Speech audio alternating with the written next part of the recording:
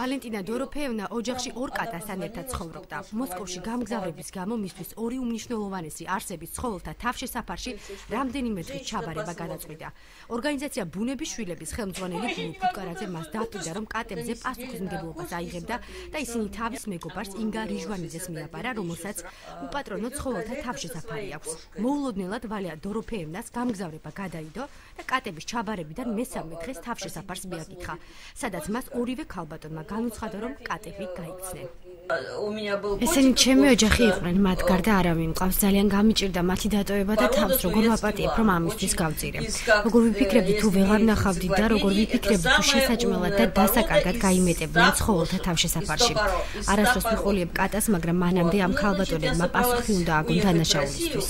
ვალია დოროფეევნა ირწმუნება, რომ ერთ-ერთი კატა გალიაში ძაღლებთან ერთად მოათავსეს, რომელთაგან გადარჩენა შეუძლებელი იყო. ორგანიზაციის ხელმძღვანელები მომხდარზე პასუხისმგებლობას არ იღებენ და პასუხობენ, რომ ცხოველებზე საუბარი არ ღირს, რადგან არც ძვირფას ჯიშს განეკუთვნებოდნენ და მეპატრონეს მათთვის არც თანხა გადაუხდია. კატა გაიქცა და კატას სადაკავს, ზოგადად გაიქცება და ზოგადად ჩვენი კატები ცხოვრობენ იქ და მოდი. შეგეძლოთ თქვა კატების მოვლა და თუ ფიქრობთ, რომ შეიძლება და გაქცეულიყო, რატომ წაიღო? არ ვიცოდი ქალბატონი თუ გაიქცევდნენ კატები. მე არ ვიცოდი კატები თუ გაიქცევდნენ კატეს, არ ვიცი როგორ გაიქცა კატა ქალბატონმა და ელემენტარულია გაიქცა კატა. როცა მიყავდათ უთხარით, რომ შეიძლება და გაქცეულიყო და უკან ვიღარ დაგებრუნებინათ კატები.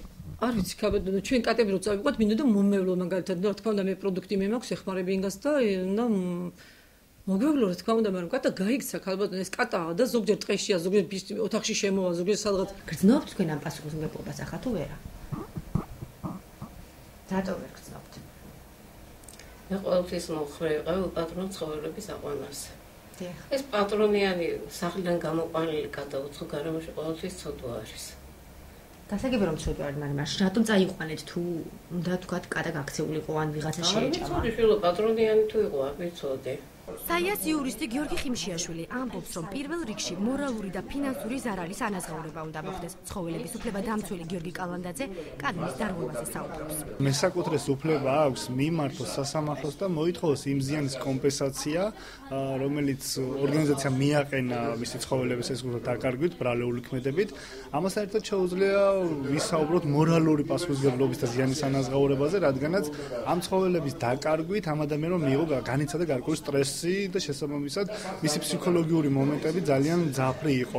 საქართველოს კანონმდებლობაში არის მუხლი, რომელიც ითვალისწინებს შემდეგს ცხოველის სასტიკი მოყვრება დამჟადია კანონით და ითვალისწინებს თავისუფალ გამოსაწორებელ მუშაობას 1 წლის ვადით ან ფულად ჯარიმას. გულუ ფუტკარაძე ცხოველებისთვის თავშესაფრის გასაკეთებლად მიწის ნაკვეთს ითხოვს.